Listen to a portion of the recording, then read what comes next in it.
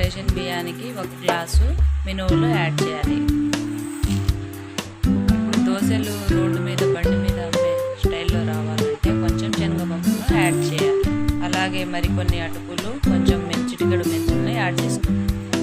ఇప్పుడు వీటిని శుభ్రంగా 3-4 సార్లు కడిగేసి నానబెట్టుకొని పిండిని రెడీ చేసుకుందాం. 6-7 గంటలు నానబెట్టుకున్నాక పిండి రెడీ చేసుకుందాం. పట్టుకున్న పిండిలో చిటికెడు ఉప్పు వేసుకోవాలి. అలాగే కొంచెం షుగర్ని యాడ్ చేయాలి. గోల్డెన్ బ్రౌన్ కలర్లో మిక్స్ చేయాలి. కొంచెం వాటర్ వేసి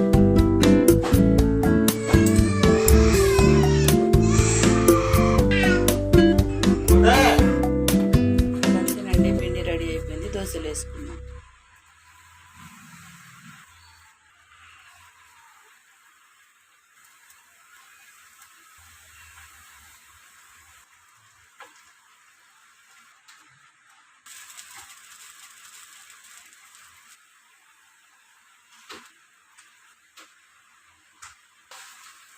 ఇప్పుడు ఇలా అన్ని దోశ